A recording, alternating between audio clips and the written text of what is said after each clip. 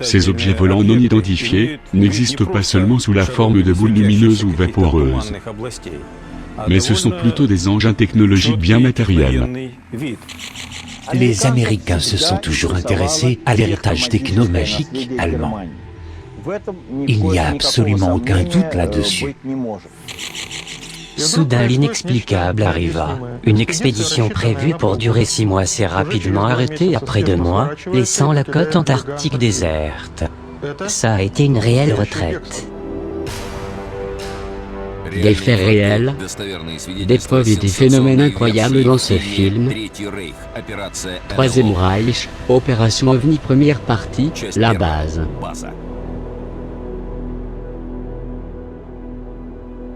Au début de l'année 1947, une nouvelle expédition menée par l'Américain Richard Beer arrive sur les côtes de l'Antarctique. C'est une expédition très étrange. Contrairement aux 3 précédentes, celle-ci est entièrement financée par la US Navy, Opération Jump. C'était son nom de code. Sous le commandement de l'amiral Byrd, il y avait un puissant escadron militaire. Un porte-avions, 12 navires du surface, un sous-marin, plus de 20 avions et hélicoptères, et environ 5000 hommes embarqués. Vous en conviendrez, c'est une grosse équipe pour une expédition scientifique. 2 décembre 1946, avant le départ de cette expédition, l'amiral Byrd dira lors d'une conférence de presse « Mon expédition est de nature militaire », sans donner plus de détails. Fin janvier 1947, une reconnaissance aérienne de grande échelle commença au-dessus de l'Antarctique, sur la région de la terre de la Reine Maud. Tout se passait comme prévu les premières semaines, des dizaines de milliers de photos furent prises. Soudain, l'inexplicable se produit, l'expédition de 6 mois prend fin au bout de seulement 2 mois. Prenant la fuite de côte de l'Antarctique, cela a été une retraite très rapide. Ils ont perdu un destroyer, près de la moitié du porte-avions, et des douzaines de marins et d'officiers. Aux membres de la commission d'enquête de Congrès, l'amiral Byrd dit ceci: dans le cas d'une nouvelle guerre, l'Amérique pourrait être attaquée par un ennemi ayant la capacité de voler d'un pôle à l'autre à une vitesse incroyable. Qu'est-ce qui a fait fuir l'armée américaine? En 1945, 18 mois avant que l'expédition de l'amiral Byrd ne débute, 2 sous-marins allemands entraient à Mar del Plata, un port en Argentine. Ce n'étaient pas des sous-marins ordinaires, ils provenaient de ce que l'on appelle le convoi du Führer. C'était une flotte top secrète en mission, les détails sont restés secrets jusqu'à maintenant. L'équipage du sous-marin était réticent à toute coopération. Malgré tout, les Américains en apprirent un peu. Le commandant du 530 parla de son implication dans une opération nommée Valkyrie 2. 2 semaines avant la fin de la guerre, U-530 quittèrent le quai en direction des côtes de l'Antarctique. Cela à bord de sous-marins. Les passagers avaient le visage recouvert. Le commandant d'un autre U-boat, le U-boat 977, Heinz Schäfer, témoigna plus tard qu'il suivait aussi le même itinéraire. Il a été découvert que les sous-marins allemands ont à plusieurs reprises pris la direction de l'Antarctique. Mais pourquoi se rendre là-bas? L'Antarctique découvert en 1820 par 2 explorateurs russes, GELONKSCHMERZ2N et Lazar, désolé pour mon accent russe un peu rouillé. Depuis lors, ce mystérieux continent, plus grand que l'Europe, continue d'attirer les explorateurs tel un aimant. Cependant, les 10 mètres de falaise en glace des rêves rendit le continent inabordable durant de nombreuses années. Pendant près d'un siècle, l'Antarctique est restée non explorée. Seules les délimitations des côtes étaient marquées sur les cartes.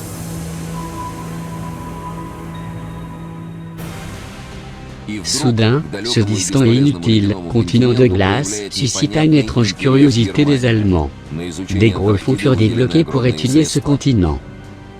À la fin des années 30, 2 expéditions furent organisées. C'est arrivé juste avant qu'on éclate la guerre. En janvier 1939, deux avions, le Passa et le Bora, décollent du porte-avions Schwabenland pour aller survoler la région de la terre de la Reine Maude. En 3 semaines, les pilotes de la Luftwaffe, marqués par le fanion de la swastika, réussissent à sécuriser pour le Troisième Reich une zone de la taille de l'Allemagne. Elle sera baptisée la Nouvelle Souabie.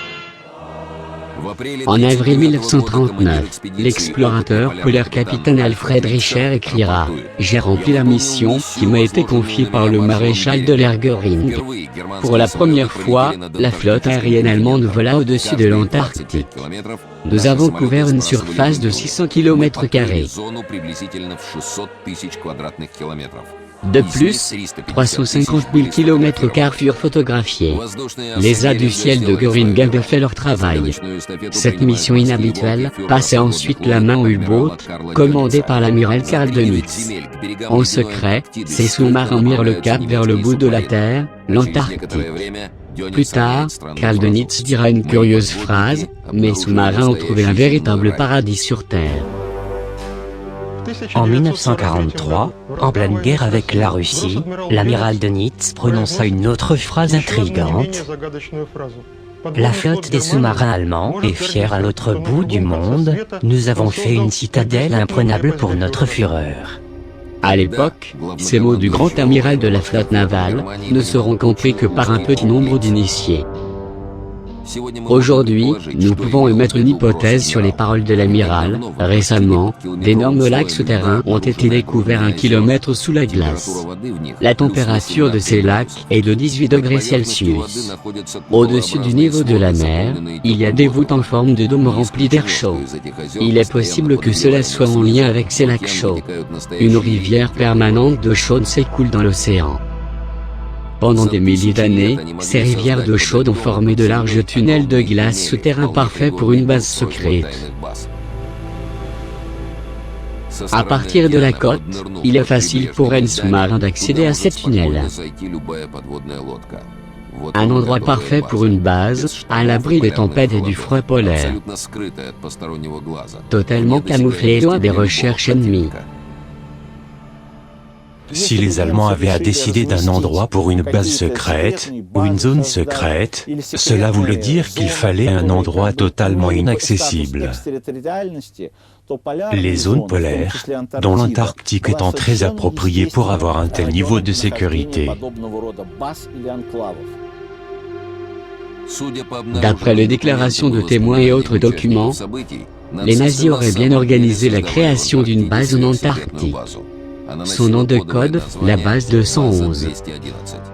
En début 1939, des voyages réguliers étaient effectués entre l'Allemagne et l'Antarctique dans un navire de recherche spécialement équipé, nommé le Swabia. Des équipements de construction minière et autres machines, incluant des rails, des camions et des foreuses géantes, furent transportés dans les terres de la Reine Maude. En même temps, scientifiques, ingénieurs et ouvriers hautement qualifiés furent menés sur place. Pourquoi l'Allemagne avait-elle besoin d'une base secrète? Il y a plusieurs hypothèses. Certains pensent qu'il s'agissait d'une volonté de contrôler les mers du Sud. D'autres que les Allemands étaient attirés par les vastes ressources naturelles, comme l'uranium, essentiel pour les armes de destruction massive. Beaucoup ont supposé qu'en cas de défaite, l'Antarctique serait un refuge idéal pour l'élite du Troisième Reich. En 1942, le transfert d'habitants à la Nouvelle Swabia commença, incluant scientifiques, ingénieurs, membres et représentants du parti nazi et du gouvernement allemand. Certaines technologies industrielles secrètes seront aussi transférées d'Allemagne. À l'après-guerre, les Américains ont recruté des scientifiques allemands pour travailler aux USA, mais ils ont été choqués de voir des milliers de spécialistes nazis hautement qualifiés ayant disparu et non listés comme morts. Plus de 100 sous-marins avaient également disparu, et jamais retrouvés. Il est clair que les Américains ont obtenu des informations concernant l'héritage des nazis, son potentiel technologique, par rapport à ces chercheurs, ces ingénieurs, ayant été évacués d'Allemagne, et naturellement sur cette zone polaire, l'Antarctique, devenue le centre de leur attention. Il y a aussi ces témoignages de sous-mariniers allemands aux autorités d'Argentine. Tout cela avait semble-t-il beaucoup alarmé les Américains.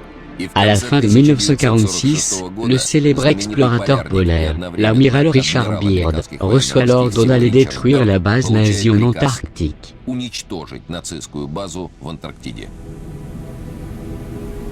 Mais les choses tourneront mal. La résistance rencontrée par la flotte américaine soulève beaucoup de questions. L'amiral Byrd a parlé d'avions de chasse avec d'incroyables capacités. Il a aussi parlé d'attaques de l'expédition par d'étranges soucoupes volantes. Elles émergeaient de l'eau à très grande vitesse, causant beaucoup de dégâts à l'expédition. Le 26 février 1947, une bataille éclata. Elle a été décrite par un membre de l'expédition, un pilote expérimenté nommé John Searson.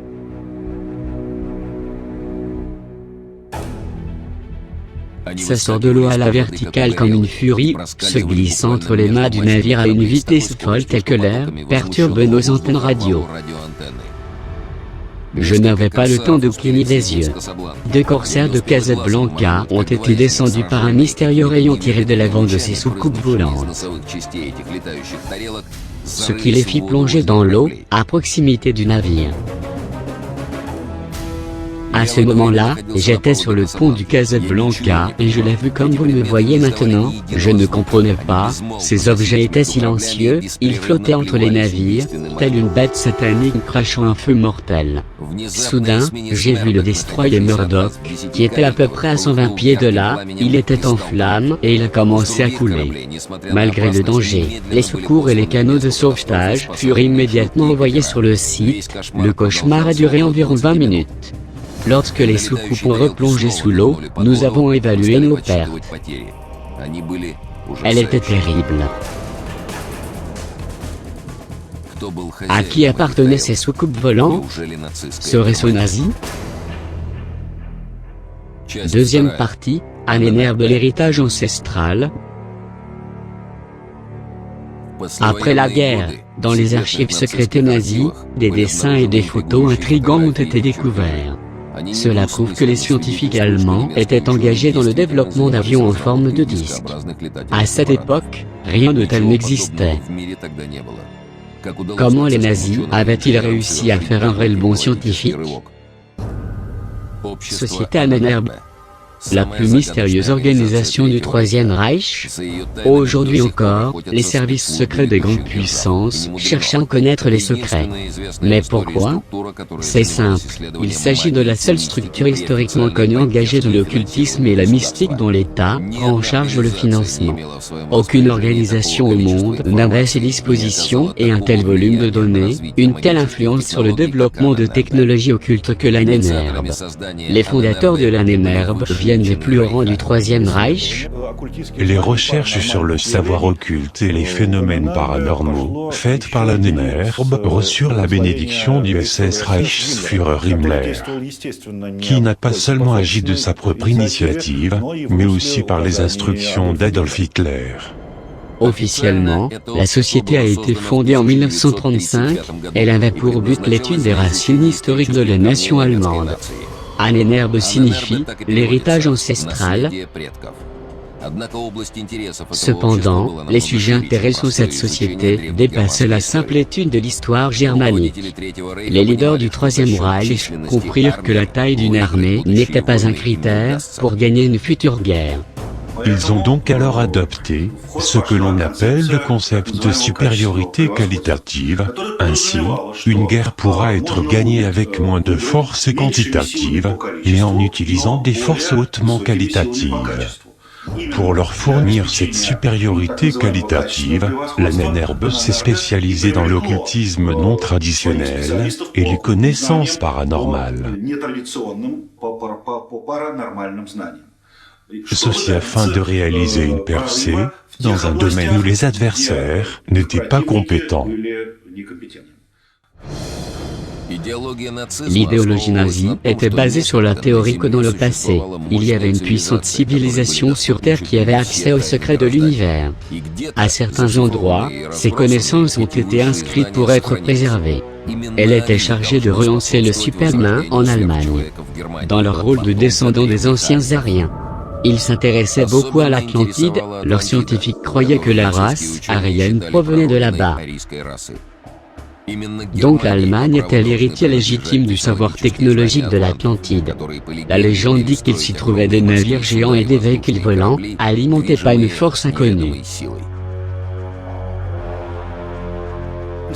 En cherchant sur le savoir supérieur, sur l'histoire des civilisations, le berceau de la civilisation, il prétendait qu'il y avait une origine germanique, et que toutes les civilisations du monde avaient des racines germaniques. Les recherches de la Nénerbe avaient débuté juste avant la guerre. Il ne fait aucun doute que les membres de la Nénerbe disposaient d'une incroyable carte, découverte par des historiens en 1929. Cette carte a été tracée au début du XVIe siècle par le fameux amiral turc, Piri Reis. Ce qui est choquant, c'est comment cette carte détaille la côte de l'Antarctique. C'était 300 ans avant la découverte officielle de ce continent.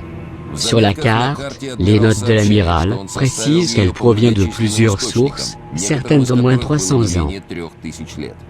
Mais le plus curieux est cette délimitation des côtes de l'Antarctique, qui sont représentées sans la couverture de glace. Cette carte pose beaucoup de questions même encore aujourd'hui. Voici la version d'un spécialiste US de l'Air Force. Les lignes côtières de cette carte ont été tracées avant qu'elles ne soient couvertes de glace. L'épaisseur de glace est de 1,5 km. Nous n'avons aucune explication sur comment ces données ont-elles été obtenues en 1513.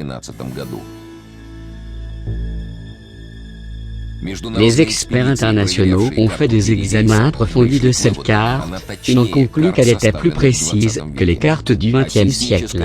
Les analyses sismiques confirment le fait que jusqu'à récemment, les scientifiques étaient ignorants, certaines des montagnes, autrefois considérées comme un massif unique, seraient en réalité des îles séparées, comme indiqué sur cette ancienne carte. Il y a 70 ans, on peut imaginer l'impact qu'a dû avoir la carte de Piri Reis sur les fondateurs de la théorie de la race aryenne. C'était un espoir apporté à la recherche sur la technomagie de l'Atlantide. Une hypothèse est que l'Antarctique serait l'ancienne Atlantide, recouverte par la glace, suite à un déplacement des pôles. Lorsqu'ils ont appris l'existence de cette carte, ils ont aussi réalisé qu'un savoir secret pouvait être stocké quelque part, mais où? Une expédition secrète de la Nénerbe débuta pour trouver ses reliques et ses manuscrits à travers le monde, du Tibet à l'Amérique du Sud. Ils recherchaient particulièrement les archives des chevaliers templiers, disant qu'ils avaient visité l'Amérique bien avant Christophe Colomb. Apparemment, les templiers disposaient de manuscrits secrets, similaires à la carte de Piri Reis. Cela suggère qu'ils savaient quelque chose de vital à propos de l'Antarctique. Sur les territoires occupés, les unités spéciales de commando SS retiennent les archives et les bibliothèques. La Nénerbe confisque les bibliothèques des facultés théologiques et des sociétés secrètes dès qu'elle a pu. La Nénerbe a collecté une vaste bibliothèque. Selon un bibliothécaire d'une des bibliothèques de Postansky, en mars 1945, il a assisté à l'approche des troupes soviétiques de l'Allemagne. La Nénerbe a alors évacué sa bibliothèque, emportant environ 140 000 volumes. Le catalogue de la bibliothèque devait être très intéressant. Il est possible que la Nénerbe ait trouvé quelque chose de très intéressant sur l'Antarctique. Ils ont fait l'étude de ce continent, un de leurs buts principaux. En fait, les SS cherchaient une connaissance spécifique. La coupe du Graal, combinée avec la Saint-Lance, ouvrirait la voie pour la domination mondiale. Hitler prit connaissance de cette légende avant la Première Guerre mondiale. La flèche de la destinée est conservée au musée de Vienne. Hitler a possédé la flèche en 1938, après que l'Allemagne annexa l'Autriche. Pour contrôler le monde, il avait encore besoin de la coupe du Graal. En combinant la flèche légendaire, symbole du principe actif mâle et de la connaissance scientifique, avec la coupe symbole du principe actif féminin et de la sagesse. C'était là l'idée dominante qui préoccupait l'élite du Troisième Reich. Pour fusionner les dernières découvertes scientifiques avec des siècles d'anciens savoirs, même en absence d'explication rationnelle. Cela aurait pu être une idée attractive et productive. Si ce n'était pas le but, les nazis poursuivirent en tout cas leur tentative de règne sur le monde, pour réduire en esclavage sous le joug de la race supérieure. Cela en utilisant un savoir et une technologie occulte. D'après certaines recherches, l'ANNERB employait une certaine élite, principalement de grands scientifiques et des centaines de membres de plus de 50 universités. L'ANNERB était engagée dans l'étude des mathématiques et l'astronomie, la génétique, la médecine, mais aussi dans le développement d'armes non conventionnelles, et également dans les méthodes d'influence psychologique des masses. Ils ont exploré les sciences occultes, religieuses et les pratiques mystiques, les facultés paranormales de l'humain. L'ANNERB était sérieusement engagée dans ses recherches. La preuve factuelle pour cela sont les directives de l'ANNERB données par ses gestionnaires, dont Himmler, avant la guerre de 1939. Des études concernaient les facultés paranormales des employés de l'ANNERB. Ces études ont été archivées dans des dossiers personnels. Lorsque la guerre débuta, les officiers avec ces facultés paranormales, ainsi que d'autres qui faisaient preuve de facultés paranormales, furent fusionnés dans un département spécial de l'ANNERB. Malheureusement, il n'y a pas d'archives sur quoi travailler ce département, et plus important, sur les résultats qu'ils auraient obtenus. Un des objectifs principaux poursuivis par les experts de l'ANNERB était d'utiliser les facultés paranormales pour contacter l'être inconnu, ou l'étranger, comme ils les appelaient. Le but étant d'accéder à une haute technologie extraterrestre, et à l'ancien savoir des civilisations terrestres sur certaines technologies. Cela avait déjà eu lieu. Troisième partie, les sous-types.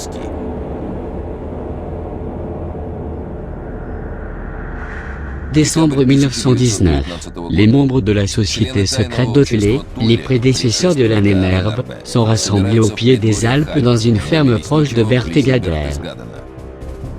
Parmi les membres sélectionnés, les meilleurs médiums et contactés. L'un d'entre eux se cache derrière le mystérieux pseudo de Sigrin. L'autre est Maria Ossip de Zagreb. Elle parlait de choses étranges dans un état de transe. Cela provenait d'une civilisation située dans la constellation de Taurus. Elle reçut d'incroyables informations techniques. Cela ne choqua personne mais au contraire, attira beaucoup l'intérêt. Car cela concernait la construction d'un engin volant inhabituel, pouvant altérer l'écoulement du temps autour de lui. Une étape dans le rêve de cette société secrète. Une machine à remonter le temps pouvant pénétrer profondément l'histoire. Obtenir ainsi la connaissance des anciennes grandes civilisations. Ici vous voyez le dessin d'un avion, avec la signature du mondialement connu, le scientifique inventeur allemand, Victor Schauberger. Cette connaissance médiumnique a été transmise aux scientifiques pour une traduction technique claire pour l'ingénierie. En 1922, le premier modèle a été construit. L'engin possède 3 disques parallèles. En marche, les disques supérieurs et inférieurs tournent en sens inverse, créant ainsi un puissant champ magnétique avec un effet d'antigravité. Ce système ne permet pas seulement de flotter dans l'air, mais déforme aussi la structure du temps autour de l'appareil. On peut penser qu'il s'agit du prototype des futures soucoupes technomagiques, basées sur des principes de vol non classiques. Ces super-disques ont été développés par une unité spéciale d'SS, connectée à l'ANNERB. Deux idées basiques hantaient l'esprit des élites de l'Allemagne nazie. La première est la création d'un humain supérieur. La seconde est la maîtrise de l'énergie technomagique. Cela n'inclut pas seulement la possibilité de maîtrise de l'énergie nucléaire, mais aussi, bien sûr, les systèmes de disques volants créant fondamentalement un nouveau type de technologie volante.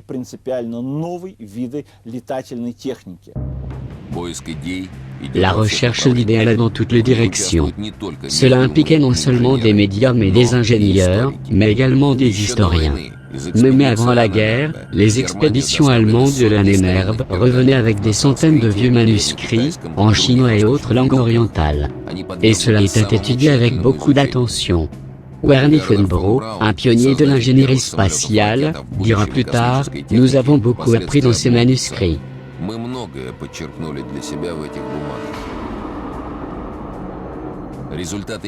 Les résultats de cette expédition furent rapportés à Hitler en personne. L'un d'entre eux inspira beaucoup le leader du Troisième Reich, pensant à de super-armes et au vol dans l'espace. Les concepteurs firent de leur mieux, mais la connaissance sur les principes de rotation et de l'antigravitation de ces super-disques était insuffisante. Un moteur était nécessaire et ils ne l'avaient pas. La technologie est malheureusement très en retard sur ces idées avancées. En juillet 1934, Hitler et l'élite des sociétés secrètes Thule et Vril invitent l'inventeur Victor Schauberger à travailler avec eux. Son légendaire moteur à implosion capable de fournir de la lumière, de la chaleur et un mouvement mécanique, avec seulement de l'eau et de l'air. Ils avaient besoin de lui pour une chose, créer un moteur pour des disques volants. Un accord est conclu après 5 ans, en 1939, un prototype de disque Vril avec un moteur de Schauberger s'éleva dans les airs. Ici, une rare photo montre un test de vol avec un camouflage divers du disque. Les progrès avec les disques sont extrêmement lents. Il y a un manque d'expérience et de spécialistes compétents. Ils ont été forcés de prendre des décisions extraordinaires pour développer le super disque. Son début au 13 a été introduit. Cette unité spéciale de recherche scientifique DSS s'était engagée dans divers projets très délicats, comme l'étude des ovnis. Même avec les meilleurs scientifiques et les meilleurs pilotes, le projet tomba à l'arrêt, sans jamais redémarrer. Tout était top secret. J'ai parlé avec un professeur allemand, Hermann Aubert, un homologue de notre Tsiolkovsky. Il a été l'enseignant de Wernher von Braun, et je l'ai interrogé sur les soucoupes volantes. Il a répondu, « Oui, j'en ai entendu parler, j'ai une certaine connaissance là-dessus, mais les SS ont supervisé cela et nous ne pouvions pas savoir à quoi nos collègues de Berlin étaient occupés. »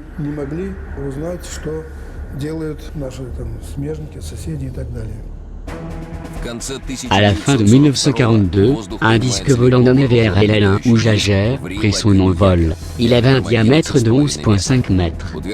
Il est allégué qu'avant la fin de la guerre, 17 types de soucoupes furent construites. Mais il faut se méfier de telles déclarations.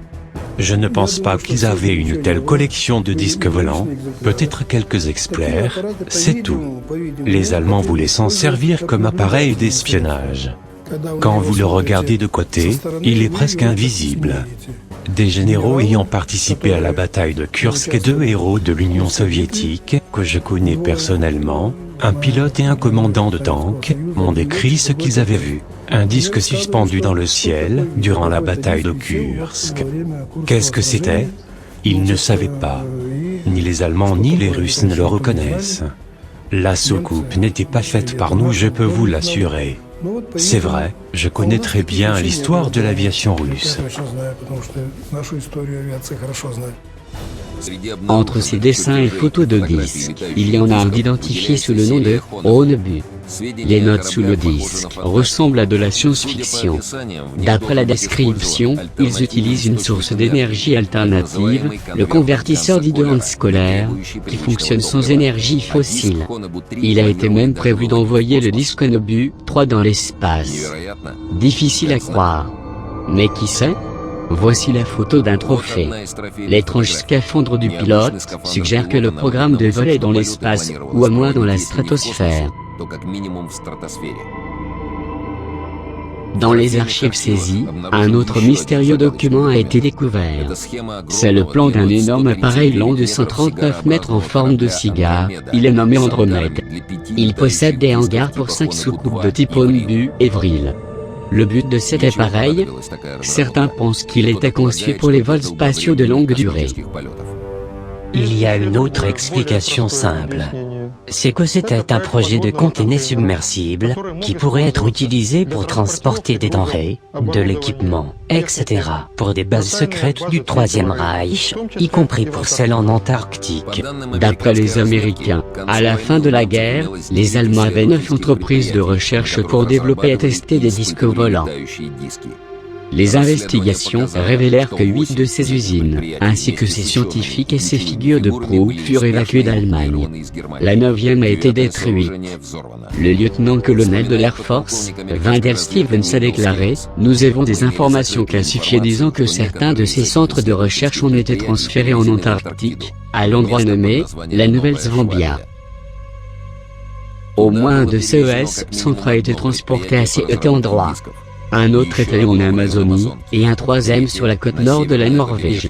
Ils ont été évacués dans des aménagements souterrains secrets. »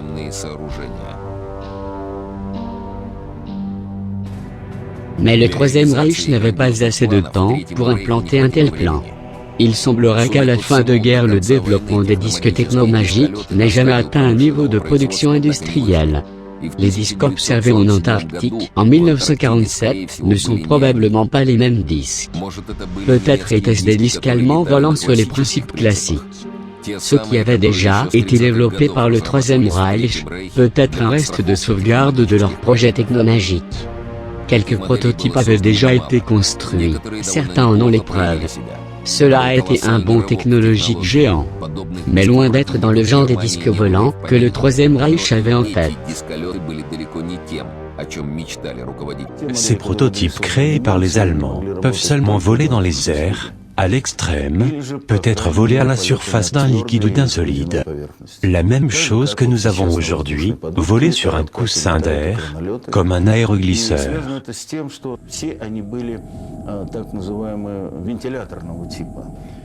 C'est la raison pour laquelle ils avaient tout type d'objets volants à ventilateur. Elles avaient un avantage sur les appareils volants conventionnels, ces soucoupes ne peuvent pas partir en vrille, elles sont très faciles à utiliser, mais non conçues pour les grandes vitesses et d'une très mauvaise qualité. Un des prototypes les plus avancés, le disque nommé Ballonzo, a été testé pour la première et dernière fois à côté de Prague le 14 février 1945.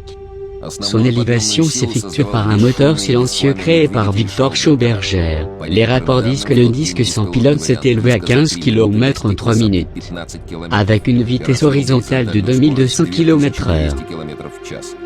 Le disque pouvait rester suspendu dans l'air, et voler d'avant en arrière sans avoir à se retourner. Un succès? Absolument. Mais la guerre était à ce moment-là arrivée sur le territoire allemand. N'attendant pas l'occupation de l'Allemagne, les nazis détruirent tout prototype d'engin non conventionnel qu'ils ne pouvaient pas évacuer. Le seul exemplaire du Ballonzo fut aussi détruit. Le développeur de son moteur, Victor Schauberger, dira plus tard, le modèle testé en février 1945 a été construit avec la collaboration des ingénieurs mondiaux sur la combustion du camp de concentration de Mauthausen. Ensuite, ils sont retournés au camp pour eux, c'était la fin, c'est Keitel qui a fait détruire le disque. Donc ces beaux dessins illustrant le disque volant devant l'Antarctique est un fantaisie de l'artiste. D'autres dessins et photos sont suspects. Ils ont été faits pour tester une partie des prototypes avec certains paramètres. Ou ils étaient présentés aux autorités pour obtenir des fonds. Il est vital de créditer les scientifiques et les ingénieurs allemands qui ont obtenu un succès significatif. Ce bond dans les sciences et la technologie fait par le Troisième Reich n'est pas accidentel. En combinant la recherche scientifique avec une analyse des anciennes connaissances, cela a donné des résultats incroyables. Cependant, la défaite des nazis n'a pas été accidentelle non plus. La coupe du Graal n'est pas seulement un symbole de l'ancien savoir, mais aussi un code moral vieux de plusieurs siècles. Un code que les nazis ont délibérément rejeté.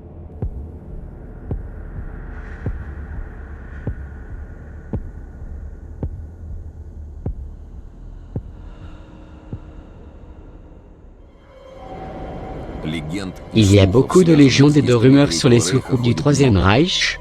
En complément de ces histoires, il y en a d'autres qui racontent le vol de ces disques au-dessus des eaux de l'Antarctique en 1947. En ce qui concerne ces soucoupes émergées des eaux dans les années 40, d'après certains témoins, et aujourd'hui, l'observation filmée de certains voit émergeant de mer, d'océans ou de lacs. Je suis sûr qu'en 1947, les Allemands ne disposaient pas de cette technologie, ni d'ailleurs aucun autre pays au monde. Mais si ce ne sont pas les Allemands qui ont attaqué l'expédition des Américains en 1947, qui est-ce donc? Quatrième partie, le portail de l'Antarctique. Des soucoupes lumineuses émergeant de l'eau, des sphères, des cigares, dans cette zone polaire, ce ne sont pas des faits inhabituels. Les pays du Nord, l'Amérique centrale et du Sud, l'Australie, l'Afrique du Sud, partout des ovnis sont observés. La marine russe reçoit régulièrement des rapports sur ces phénomènes.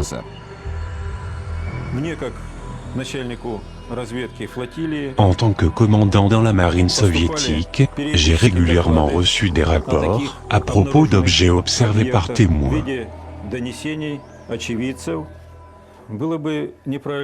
Il serait incorrect de penser que les ovnis sont seulement observés au sud. Ils sont aussi observés au-dessus de l'Atlantique Sud, à proximité de l'Antarctique. Voici un cas particulier qui m'est familier. Ils ont été observés dans la zone des îles de Grigori du Sud. Des pêcheurs ont vu un objet émerger des eaux.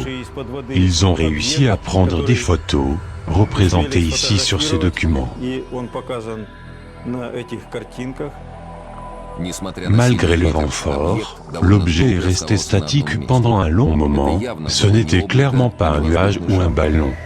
Au-dessus des îles de Géorgie, de très étranges objets volants sont observés. Voici la preuve d'un cas. Le disque en suspension au-dessus de l'île, il a été visible pendant un long moment, c'était juste avant le coucher de soleil et juste après, cela a duré 1h30 minutes ou 2 heures. L'objet avait une forme symétrique circulaire, avec à l'intérieur un triangle isocèle visible. La nuit tombée, le triangle n'était pas seulement éclairé, mais on observait des lumières à la base de 2 angles, comme s'il y avait des moteurs. Cependant, l'objet est resté immobile en permanence. L'observation de cet objet a eu lieu en 1979. 3 années auparavant, en 1976, des chercheurs japonais avec leur équipement ont détecté 19 objets ronds qui occupaient l'espace en Antarctique et qui disparurent des écrans. Qui étaient-ils et où allaient-ils?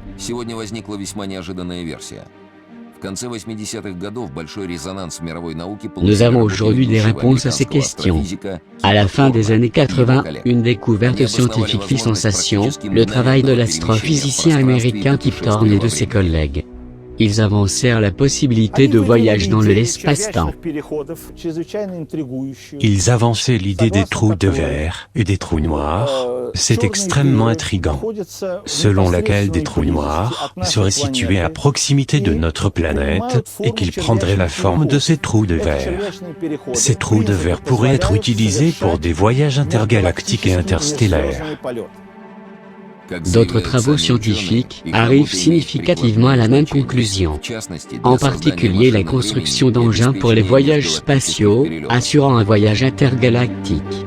Kip Thorne arriva à la conclusion qu'à côté de la Terre se trouve une entrée vers le trou noir situé vers l'étoile Vega. À cette époque, aucun doute que les Américains connaissaient déjà très bien la manière dont ces ovnis apparaissaient ou disparaissaient de l'atmosphère de notre planète.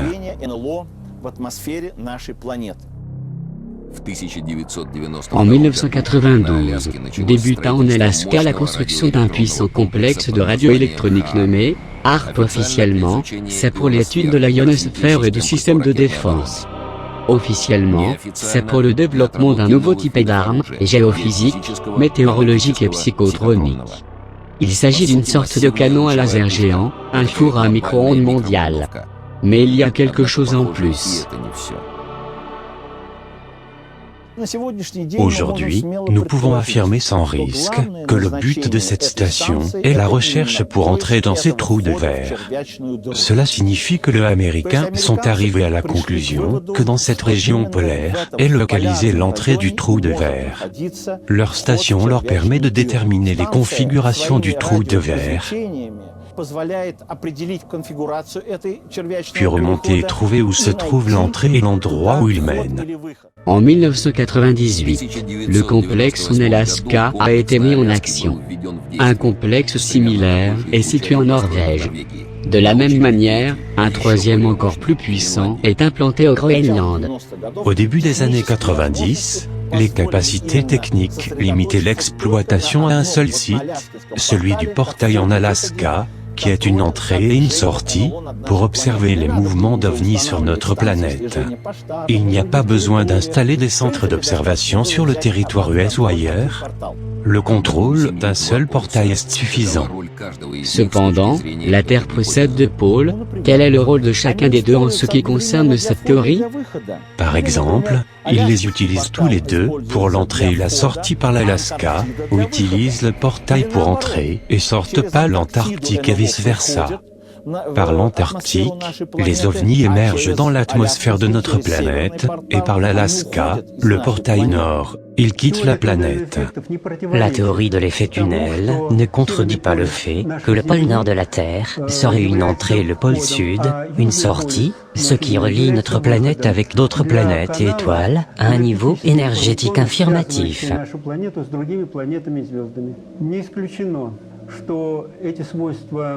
Il est possible que les propriétés de nos pôles soient utilisées par des ovnis, cela pour communiquer avec d'autres parties de l'univers.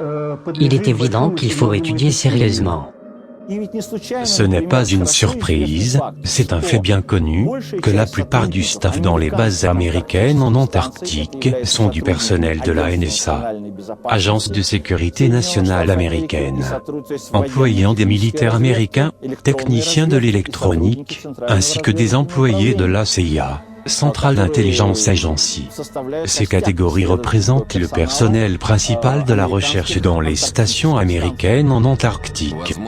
Peut-être que les scientifiques du Troisième Reich avaient aussi déduit que l'Antarctique et l'Arctique n'étaient pas seulement les pôles de la Terre. Peut-être n'est-ce pas une coïncidence que dans l'Allemagne nazie, la théorie de la Terre creuse où les pôles sont des portes, pour les étoiles était-elle si populaire? Peut-être qu'au cœur de cette idée, il y a quelque chose à comprendre, quelque chose qui rejoint ces récentes découvertes sur les trous de verre. Avec cette possibilité d'éventuels voyages dans l'espace-temps, ce qui aurait attiré les Allemands sur les côtes de l'Antarctique. Le sixième continent continue de garder ses secrets. De nouvelles questions arrivent, et à travers les années, la liste est longue. Qu'en est-il des recherches sur les soucoupes volantes? Se sont-elles arrêtées après la guerre? Ou continuent-elles encore aujourd'hui?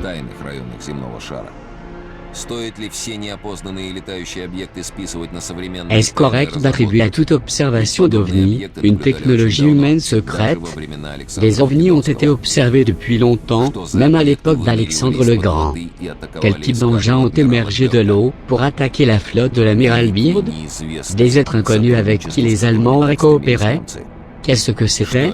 Un mythe? Ou bien des forces de vie existant depuis des milliers d'années, ayant poursuivi leurs activités invisibles sur notre planète?